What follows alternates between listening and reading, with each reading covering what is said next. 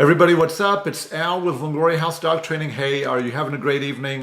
Thanks so much for tuning in tonight to yet another edition of my live Q&A. I've got several topics that I'm going to go over. If this is your first time watching it and you're watching it after the fact, hey, we'd love to help you raise a happy and reliable dog.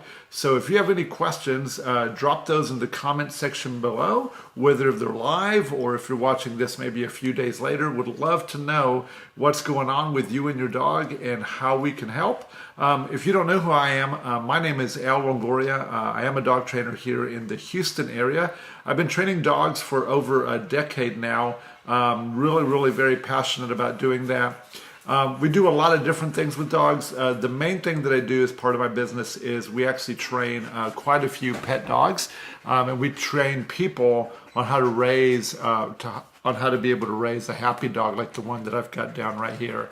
You know, the thing that I want most people to get is just to really learn how to begin to communicate clearly with their dogs in a way that's very meaningful, but then also getting that reliability that can sometimes be evasive. So if this is you or you know somebody that's struggling with their dog, hey, nothing would make me happier than to be able to help you and your family, whether it's with any of all the free things that we do that are on social media, whether it's on Facebook or Instagram or YouTube, even on your Alexa device, or if it's, coming into your home, giving you a demonstration of what your dog can do, and then coaching you through how to really set yourself up for success. So hey, that means a lot. If that's you and you need that help, then hey, we're here to help you and to show you that there is a lot of hope for that.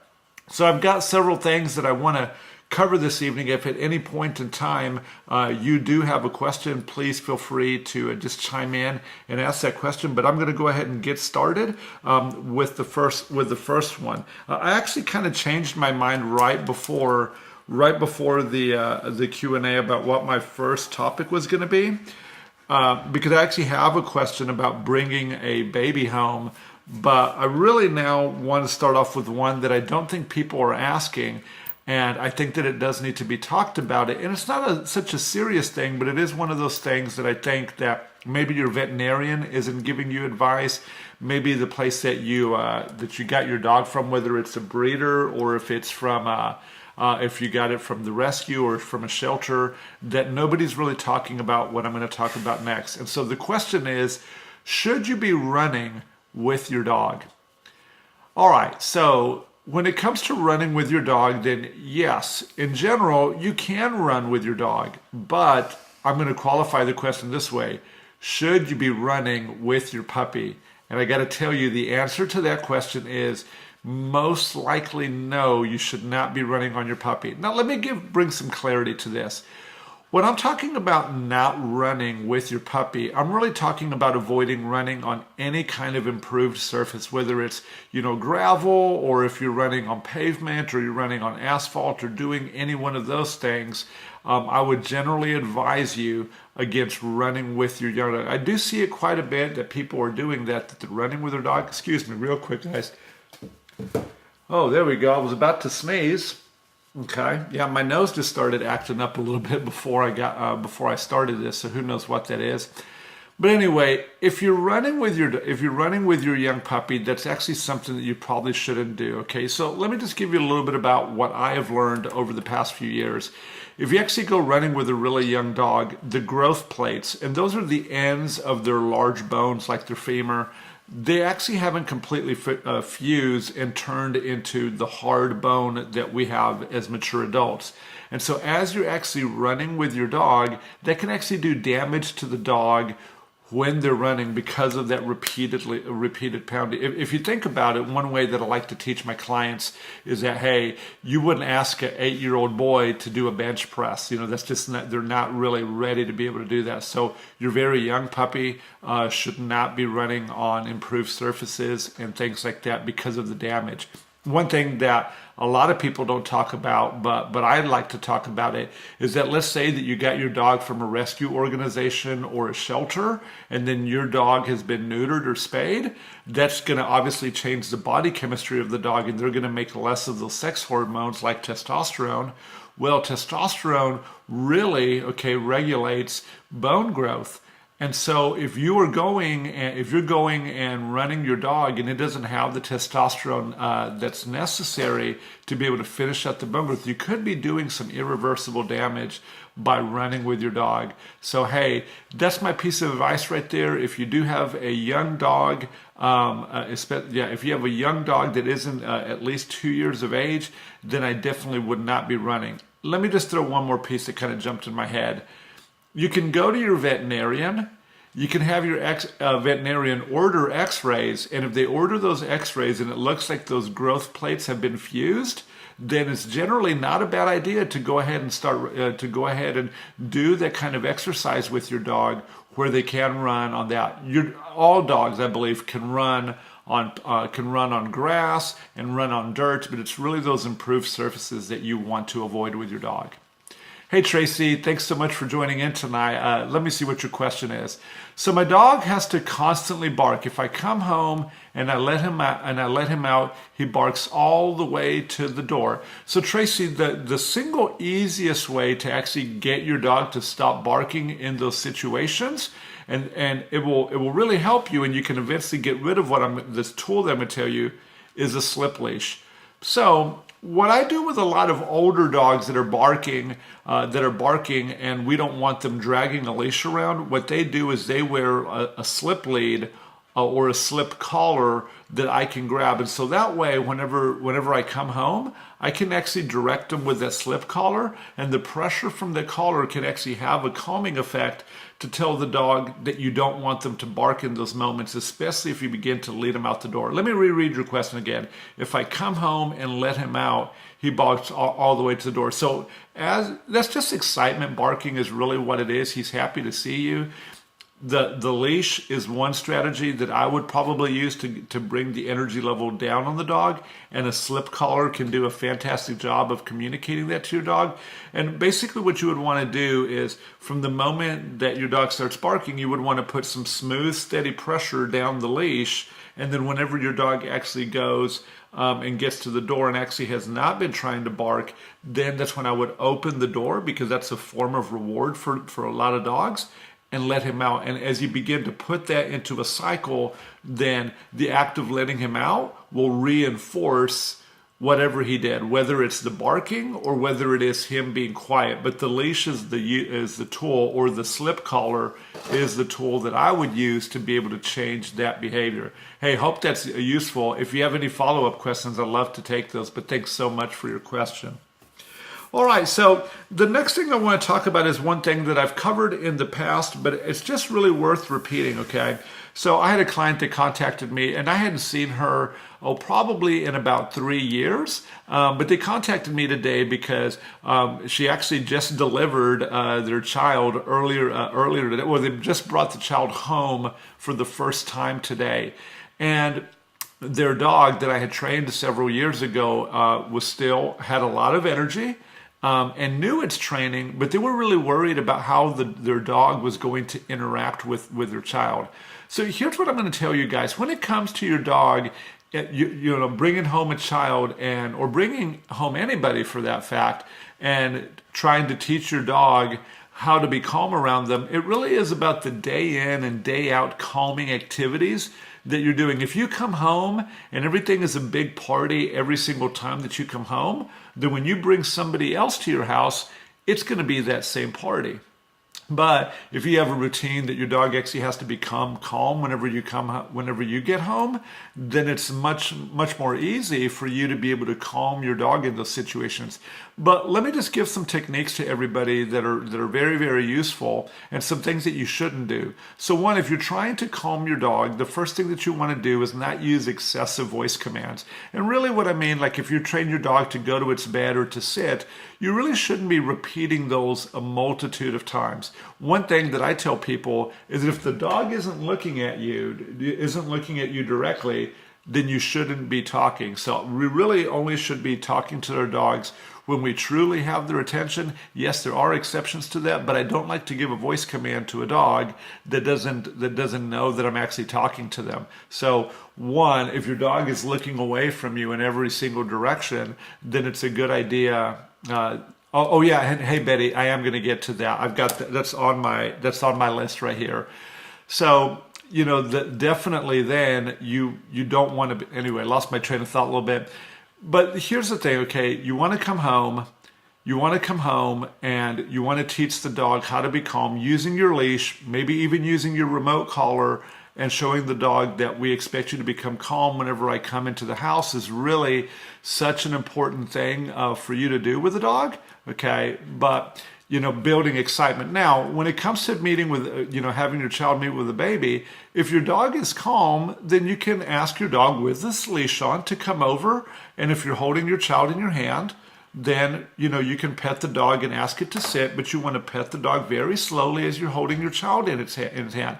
But if your dog is accustomed to jumping on you each and every time, then I would really back up my training, teach the dog how to be calm, how to calmly come off of its place or its bed, and then begin to make the introduction to the child. It's very normal for a dog to be very curious about children, okay? And they're generally not dangerous toward their children in a way that would, like, they would try to, bite them or something like that. But jumping is a real problem, and so I think that teaching the dog to be calm and teaching it how to calmly come off of its bed and using a leash is really going to help you with that, is going to go a long way. So those are some tips that you can use if you're bringing a child home, but I would definitely start training a few weeks before. So, hey Betty, since you're already on, I want to go ahead and jump over to your question, but let me just kind of check off the things that I've gone over.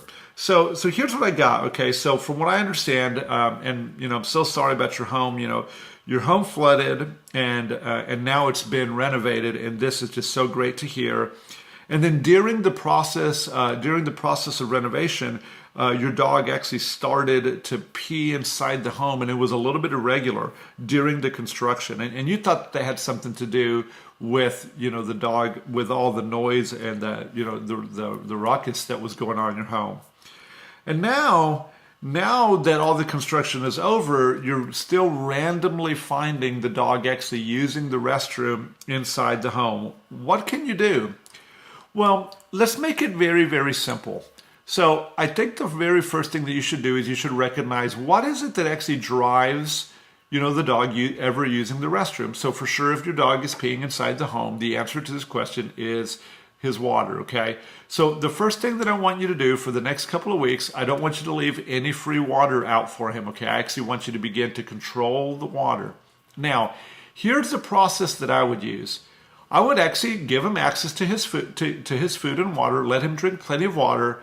I would take that away, and then in the beginning what I would do is I would either put him on his place while I'm sitting down, doing something. I would have him on his place, and I wouldn't leave him wandering around the home. Or I would crate him.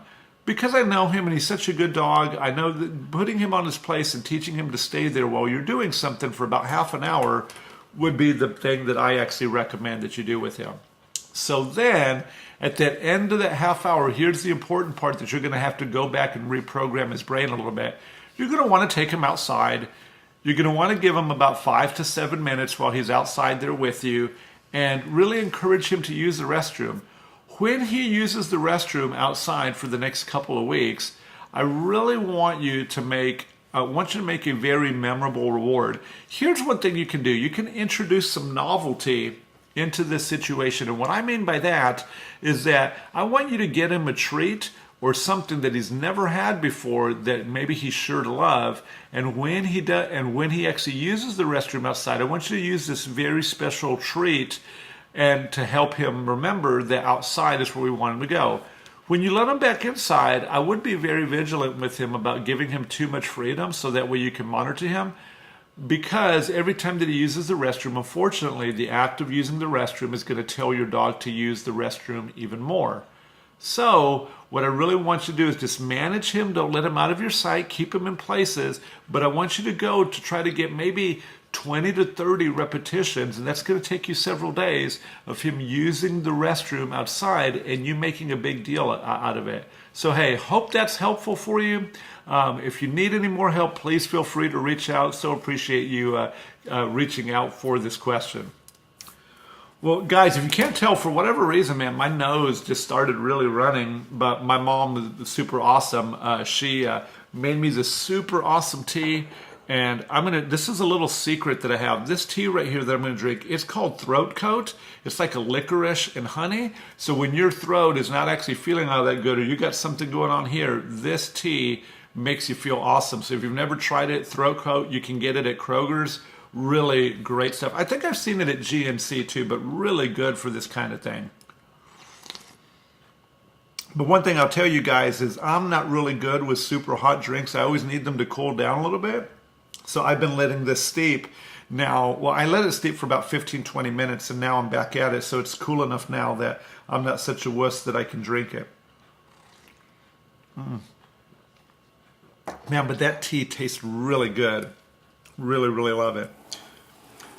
And hey, Betty, you're very, very welcome. I'm glad that I can answer that. Hey, Courtney, thanks so much for joining in tonight. So, Janet, you love it. Slippery elm bark and coconut oil. As a matter of fact, Janet, one of the things that I do every morning is I drink my coffee with coconut oil in it. That's one of the little life hacks that I like to do, but it's really, really good.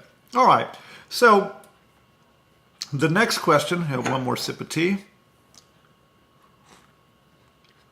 So the next thing that I want to talk about is not really a question, but really it's a topic. Excuse me. All right. So the topic is, how do I go about socializing my dogs? There's a lot of people talking out there about, what's the best way to socialize dogs? Well, let me tell you what I think that socialization isn't. Socialization isn't a bunch of dogs grouped together playing hardcore like a mosh pit. That to me is not socialization. That's play. That's play. And one of the things that people do all the time when they're considering socializing their dog is they say, oh, we want to take our dog to the dog park to have it play with every dog and see if they can sort it out. I'm going to tell you what I think that socialization is. Socialization for me is really a dog that understands the things that I'm going to ask it to do, whether it's, walking on a leash or staying where I ask it to or coming when called, those three very basic things. And then learning how to be around other dogs and other people and ignoring them. I really want the dog to understand that other dogs and other people, yeah, you got to treat them nicely and you got to have respect towards them and you got to have manners, but they're really not all that important. I think that's something that's not emphasized enough, that we want our dogs, a lot of people want their dogs playing with other dogs at a very young age. And just to remind everybody, the vast majority of dogs, that's what they did from week 2 till week 8 of their life. That's all they did, is that they play.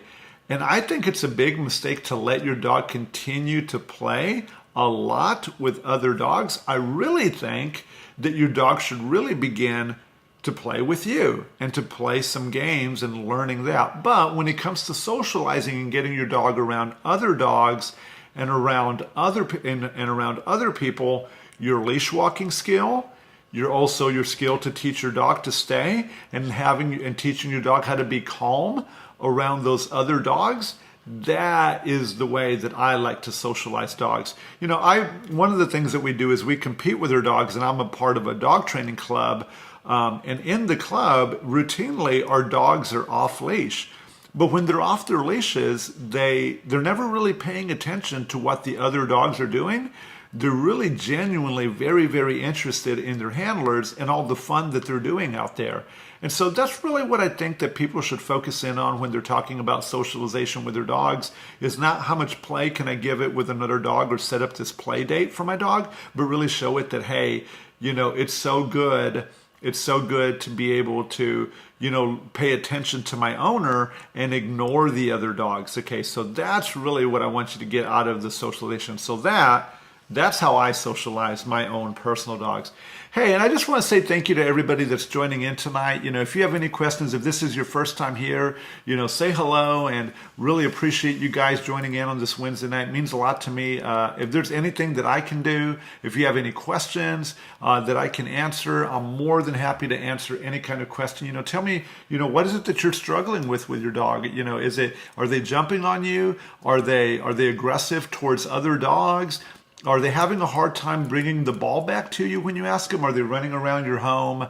Are they running around your home, with your shoes? Are they knocking down your trash and getting into it? Would so love to hear what's going on with you and your dog and answer any of those questions. But hey, so appreciate each and every one of you guys that's joined in tonight. So I'm going to do just one thing real quick. I kind of forgot to do this earlier. When I'm doing these live streams, I like to kind of have a monitor on the side here of your comments because I don't always I'm filming this on my iPhone and want to make sure that it's audible. Hey, I do have a question. Why don't you guys hit that? If the audio is any good, if you think that this is pretty clear, give me some feedback on that. If you like what the audio sounds like right now, that it's pretty clear, I would love if you smash down that like button to tell me that hey, that you're getting a pretty good audio signal from me right now. All right, guys. Yeah, everything looks like it's going pretty well over here on my end. So just wanted to do that. My dog's too crazy to be helped. Oh no, there's no way. There's no way that your dog's too crazy. Man, I have dealt with some crazy, crazy dogs. I've had dogs try to bite me. I've had dogs be really aggressive or very timid or, that they would run away. I've met very, very few dogs that really cannot be helped. So, hey, Scott, hey, Scott, if you're having issues with your dog, I would love to convince you that your dog can be helped and your dog can actually do a really great job. So if that's you, would love to help you. So, hey, Janet said something. Hey, he's talked about the pressure leash might be something good for Stormy. Yeah, that slip leash is really a fantastic tool. And we have a whole bunch of different ones. I normally use the 4-foot one. I normally use the 4-foot one, but I also have this one called the Pro Slip Collar. It's just one that fits on over your dog and you can attach a leash to it. Makes it real easy to kind of deal with some of those things. Hey Betty, thanks so much. Okay, so Mandy, you must know Scott pretty well. Yeah, they're saying that your dog is an angel, man. So hey, you're lucky, man, if your dog is an angel. All right, so let me go ahead and move on to my next topic. Hey, at any point that any of you guys have questions, please feel free to do that. Oh, and hey, if you haven't already, there's probably a share button down below. Man, it means so much to me when you guys share my content. That's really how we get business is through these shares that people do on Facebook and on Instagram. And hey, if you haven't already, I have my YouTube channel. We're really adding a ton of content on there that's really designed to help you, raise your dog. So if whenever this podcast is over, or this live stream, not podcast, but whenever this live stream is over, head over to my YouTube channel, kind of check out some of the videos that I have on there. I've got some really cool virtual reality videos. But hey, if you would subscribe, that would mean so much to me as well. All right, so here's another question that I received earlier in the week, and I wanted to go ahead and answer this for one of my friends. So the question is, my dog is nervous when they're on leash, when they're seeing other people, but the dog is also walking very, very well on leash. So again, the question: my dog is nervous when on leash, but playful and social when off. So what's happened is that there's been probably too many associations about the boundary that the leash is supposed to set, and not enough reward going on the inside of the leash. That's probably what's happened. So what can you do to fix this, especially if your dog is nervous about other dogs and other people coming in just to talk to you? So the name of the game here is really to be patient. Here's what I would do. I would take my leash, I would begin to walk my dog, and I would probably walk to a bench in a public place. Or maybe at a bench, where my backyard, where I maybe had some friends over, and all I would begin to do is, while my dog was on leash, I would let somebody else come and sit inside the reach of the leash, and they would have food. But here's the thing: I wouldn't just reach out and offer the food. I would just have the food there in my hand, waiting for the dog to go ahead and approach. When the dog actually approaches the person to be able to come and get the food, this is whenever you should begin to give it to the dog. Okay, a lot of people make the mistake to make their dog really, force them into meeting somebody brand new. But the thing that you want to do for your dog is you want to be very, very patient for your dog and let that choice to come and see somebody new, especially when they're on the leash, and let something good happen and let that good thing continue to happen over and over, it's really going to be very meaningful for the dog if they can do it that way. But patience is the name of the game here. There's no pressure that you can use, but you can definitely make the person sit down or sit on the ground and then just offer the dog food.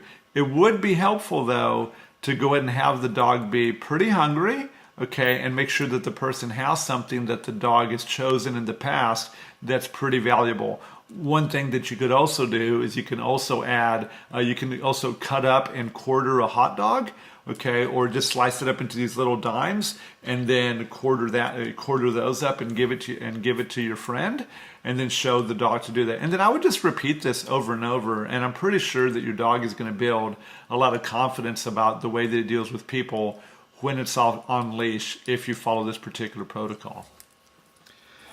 All right, so I've gotten the first 4. I've got 3 more topics that I want to cover. If any of you guys have questions, feel free to ask.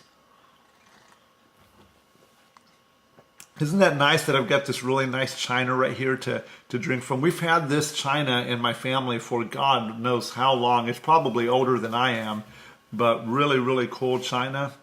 But man, love this drink so much.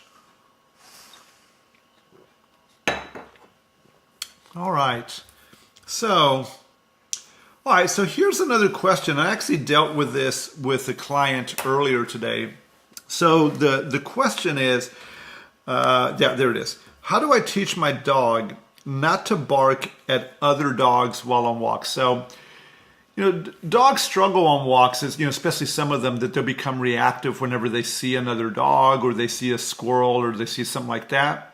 And I want to take a break because I hadn't seen my buddy here. Hey, Ruben, thanks so much for joining in, man. Glad to see you. Hope you're doing well. All right, now back to what I was saying. So how do you teach your dog, my dog, not to bark at other dogs while on their walk? So the very first step that I'm actually going to take whenever I start doing this is I want to show the dog how important it is to be on my left-hand side. I don't believe that people spend enough time reinforcing their dog for where they actually want it to be before they begin to endeavor out to their neighborhood. There's 3 things that I tell every dog that we're training, that's currently training with us, about what I want them to do. I want them to know that just standing on my left-hand side is a very rewarding thing. I also want the dog to understand that sitting by my left-hand side while they're looking up at me is one of the single most rewarding things that you can do.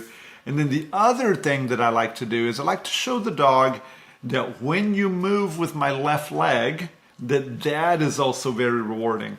And what I like to do with all of our clients is I like to make them focus for just a week on doing those 3 things. Showing the dog how awesome it is to be on their left, show them how awesome it is to be sitting on your left, and show them how awesome it is to move with your left leg and to spend every single meal to doing that.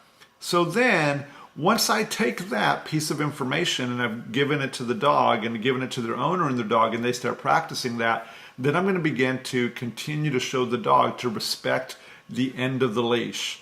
Okay, so today, here's what happened, okay? So I was having my training session with this great dog, and so as we're training, he's really learning how to move, but I knew that he had a problem with the dog. So we had trained probably for about 20 or 30 minutes where he's actually going back and forth with me and following me, getting rewarded for the right things, but also learning that I'm going to change direction suddenly, and it's his job to move with me. I was also using a remote collar, and the way that I was using the remote collar on him is every time that he got to the end of the leash, I was touching him probably no firmer than what I'm doing right here with my hand. So I would tap him every time that he would put tension on the leash. So then the next thing that I did is we were walking and I saw a dog across the street, and I said, okay, he hasn't seen the dog, but I want to take him out into the front of the home and make sure that he sees this dog. And we were outside as we were doing this. So I got outside and I immediately saw his head just lock in to look at that dog. And so he's locked in at the dog, and then what I did then is you could use your leash to kind of pull him back. But what most dogs do is that whenever you do that, whenever they look away and you pull on the leash, they actually kind of put their head more in the direction of what they want to see. So what I did with the remote collar is I got a little bit firmer with the remote collar, started to tap him a little bit firmer as he was looking. And then as soon as he looked back at me, then the tapping from the remote collar and the tapping from the leash went away. And yes, he actually didn't bark, but here's what I'm going to tell you. If your dog is barking, you've already missed some body language that the dog was throwing that's going to tell you that he's going to bark. So what I did is I just saw him begin to lock into the dog, and at that moment, and that's the moment that you really want to catch him, where your remote collar can really help you, I begin to tap the dog until he looks away and looks back to me. Now, if he was looking at the dog and he immediately looks back at me, do not reward the dog immediately. You have to wait about 3 seconds before you're going to reward the dog, because if the dog is looking and within a second and a half or those 3 seconds the dog looks back at you and you reward, you're going to actually be rewarding the dog for looking at the other dog. So he's going to look. He might get in a little trouble from the remote collar. He looks back, 1001, 1002, 1003.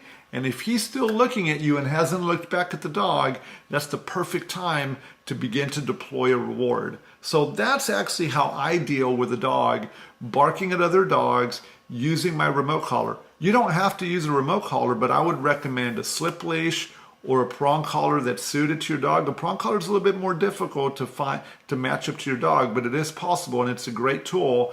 I like to use the remote collar because I can dial it in and it can be super gentle, but it can also be very clear to the dog that I don't want you to continue to look or do that particular thing you're doing. And greatly so without any harm, any physical harm to the dog. So really one fantastic tool. All right, so I've got another question that, let's see. Yep, I'm going to take another sip because, boy, my voice is kind of going. Thanks, everybody that's joining in. Appreciate you guys. All right. So, how much time should I spend training my dog? This is a question that I probably get about 3 or 4 times a week. So, how much time should you spend training your dog? Well, here's the real answer, okay? Nobody really knows. There's no really good way to know how much time that you should be spending training your dog. So here's what I'm going to tell you. You should be training them every single moment that you're together with them. And that's really what it boils down to. However, I want to flip the tables a little bit. You're saying, well, Al, I can't practically train my dog, every single waking moment because it's hard. You're right. It is hard. This is what your crate is for. I think it's important for whenever you've got more than you can handle going on, make sure that you put your dog away. But your dog shouldn't be spending the entirety of the day inside of a crate. But what you can do, and what a lot of people have a difficult time doing, is keep your leash on your dog. Keeping a leash on the dog is really, especially if they're kind of rambunctious and maybe acting in a way that you don't like, keeping that leash on the dog can make it very easy for you to be able to redirect them. I know nobody can see this right now, but as I'm here inside my dining room, and I've got Fritz right here, he's right next to me, and Gabby's right over there, and we practice this very thing all the time. Obviously, I've been doing these live shows for some time now, but we practice this scenario where I actually want them to be calm. Believe it or not, I bowl feed my dogs, and even though I encourage most of you guys not to do that in the beginning, but what I'm going to do with my dogs today is at the end of this live Q&A, that's whenever they're going to get their bowls of food, and that's actually going to reward what they just did for the past hour or however long it is that we're on the show. So how often should you be training your dog? You should train your dog as often as you possibly can, okay? But you should be hyper focused on what it is that you want your dog to do. We've got plenty of videos out there, but there's 3 things that every dog should absolutely learn how to do. And the main 3 things that they should learn how to do, they should learn how to stay, they should learn how to walk on a leash, and they should learn how to come when called. So when you're in your home, stay work is fantastic. So hey, hope that's helpful for you guys. Hey Sylvia, good to see you. Hope you're doing well. Hope you and your pack are doing well. All right, well, I've got one more thing that I want to cover. So this was a question that we actually received on an Echo device. If you guys didn't know, if you own an Amazon Echo, we actually have a skill or an application on the Amazon Echo that allows you to ask me any dog training question that you might have. It's actually really easy to use, but if you'd like more information, I'd love to tell you guys about it. But we got this question, so I didn't get the full context of the question, but you know I love to answer questions, so I'm going to do that now. So the question is, what should I do with an 8-week-old puppy? Let me kind of give you some things that I like to do with 8-week-old puppies. One of my favorite things to do with them is to sit on the floor near my front door. I like to roll up their food, and I just like to throw the food at the floor and then encourage them to come back to me. And they're probably running, 5 or 6 steps. The other thing that I love to do with my 8-week-old puppy is I really like to get on the floor and I love to wrestle with them. Now you're saying, Al, what about those razor sharp puppy teeth? Well, I like to wrestle with them, but what I like to do is I like to wear this hoodie that covers all of my arms, and I wear like these tactical pants. For any of you guys who have never seen me, I wear these tactical pants so that way they can play with me, and yes, they can bite me a little bit. And I can really begin to structure them that way. But the other thing that I like to do with my 8-week-old puppy is I love to build a playpen for them. If you don't know, at some point when I had Gabby, when she was a puppy many years ago, right here where I'm sitting, I had a huge, massive playpen set up, and I had all sorts of things for her to do. And whatever she did in there, I was completely indifferent to it. I would really just encourage her to play and to bite and to tug and to do all the things that could actually lead to bad behaviors, because I wanted her to wear herself out. But then I would bring her out, and then I would teach her and begin to show her how it is that I wanted her to deal with me. But really, it's really, when it comes to your 8-week-old puppy, have a great time. Don't give them more freedom than they can be responsible for. Be very careful with your voice commands, but just have fun. An 8-week-old puppy is such a blessing, and I think about that. It's been on my mind for a little bit about getting another dog, and maybe in the near future or in the distant future, Mom, I know you're watching, that I'll end up adding another dog to my family. But this is what we do. We love getting dogs, love training with them, and I love to raise a dog. And I think I'd really like to show you guys. I really like to show you guys what it's like to raise a puppy. We got some pretty exciting things that are coming up. One of those things that I want to do is we're actually going to be filming a lot more stuff in virtual reality, and I want to film raising a puppy in virtual reality, and I think that would be super, super cool. Well, hey, I see that there's several of you guys that are on right now. It means so much to me that you're here. Can I ask a favor? I know that we're near the end of this, but it would mean so much to me if you go down there and when you hear where you have that share button, that you would hit share. And if you share that on your wall, maybe it should be meaningful. It could be meaningful to a friend, but your shares and your likes and your comments, they really help us. This is the new word of mouth. With the internet and with social media, it really allows us, me as a small business owner, to be able to get my name out there and to be able to help families that maybe don't know that we exist. So please hit that share button. Please hit that like. And every once in a while, as you're watching this, you'll see like, hey, get notified the next time he goes live. I promise I won't go live too much. I usually only go live once a week, which is Wednesday nights at 8 p.m. But so appreciate all you guys being here tonight. It means so much to me. Hey, thanks so much. I'm going to give you about 30 seconds. I'm going to sip some tea. If anybody has any last moment questions that they want answered, I'd love to take those. So here comes my tea. You guys get a few seconds to come up with a question.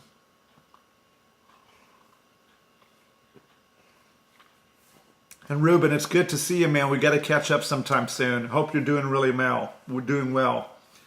Keep your dog from chewing the collar off. Hey, that's a pretty good question.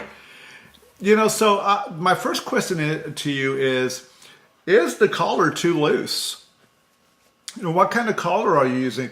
One of the things that's really common that I see with people and their dogs is they have these really wide 1/2 inch to 3/4 or maybe a full inch collar, and it's down at the bottom of the neck.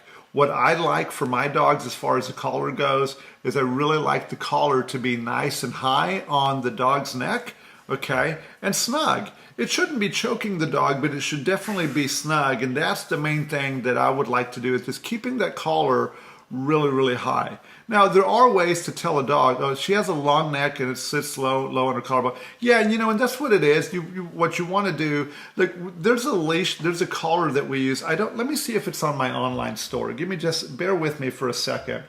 But I think I have a leash that would actually do really well for your dog. So look, I'm going to run over to my website right now, take a look what's going on there. Let me go on my online store and see if I have this leash that will help you out. I may not actually have it on there. Yeah, I don't actually have that. Let's see if it's in there. No, I don't actually have that on there, but hey, why don't you send me a private message, and if you want, I'll send you one of these collars for free. All I need is your mailing address. Just send me a private message and we can send you one of those. Send me a picture of your dog so I can see it too, and just really kind of emphasize your dog's neck. But I think I have a collar that could do really well for you to help your dog, to help you have a collar on your dog that your dog's not chewing off. But like, let me bring a little bit more value to this, okay? If your dog is chewing its collar off, what are the alternatives and what should it be chewing? That the dog chewing its collar off really is kind of a sign of boredom, and it's like, hey, I need something to do, and my collar happens to be the thing that's most fun that I can get to. So your dog is actually looking for something that's a little bit more engaging. I can recommend two things: one that's a little expensive and one that's not so much. A bully stick. You can go down to any local pet stores like Pet Ranch in Kingwood. You can go and see them. They sell bully sticks. And I would give that to my dog, and I think that would be a pretty good alternative to chewing on the leash. But the other thing that you can do, I like using a toy called a Kong. A Kong basically looks, I don't know if somebody can do this. Can somebody throw up a link to a Kong, maybe on Amazon or something like that? But a Kong toy, what I do with the Kong toy is I fill the cavity of the Kong toy with a whole bunch of goodies. And then when my dogs are in their down stays and in their play stays, we give them that, and that can actually do a really nice job of keeping them focused on something other than the collar. But obviously you could take the collar off, but now you don't have a collar on your dog. So just think about those things. The slip collar, if you send me a message, I'll be happy to send one to you for free. The other thing is a bully stick. Those do really well. They're a little pricey, but dogs absolutely love them. Or you can buy a Kong, and then you can fill the cavity of the Kong up with a whole bunch of different things that the dog can enjoy. So here, let me see if I can find a link for the Kong real quick. I actually have some here in the home, but I don't. Can you grab a Kong? Yeah. Okay. So I'm going to have somebody grab a Kong real quick so I can show you what that is. But I'm going to grab a link for you. Where you can actually buy a Kong. Let's see. Just bear with me a second. I'll make sure I can find one for you. Yeah, they're on Amazon. Okay, so here's a pretty good one right here. I'm going to throw a link up if I can. Yeah, here, I'll take that. Thank you. Yeah, so there's a Kong right there. Okay, this is what we're talking about right here. That right there is a Kong, and if you can see, there's a cavity inside of there, and what you do is you're going to put a whole bunch of good stuff inside of that cavity. What I tend to do with dogs is I'll use like a sugar-free peanut butter, and I'll also mix in their kibble, and then I like to throw it into the freezer, let it get nice and hard, and then when I ask the dog to go to do their downstay, then we do that. Let's see if I can get a dog to jump up. Good girl. See, she wants her Kong. So, but anyway, Kong is a fantastic toy. A fantastic toy to be able to give your dog and have them enjoy it. So hey, hope that's useful. I'm going to put this link up. I think this will show you the Kong that I actually recommend. Here we go. Let me just put this comment up there. There we go. So you can follow that link that I just threw up there, and that'll get you a Kong, the Kong that can work. Well, hey guys, I don't have anything else on my list. I want to save my voice a little bit just because it is feeling a little raspy, and so I want to drink this tea, give it a break for a little while. But hey, really appreciate everybody that's watched this. If you didn't already, go hit that share button. Make sure you like our page. Give us a couple of hearts. It means so much to us. But hey, love you guys. Appreciate y'all very, very much. Have a great evening. And if there's ever anything that we can do, I'm always ready and happy to help. Okay, you guys have a great one. Talk to you later. Bye.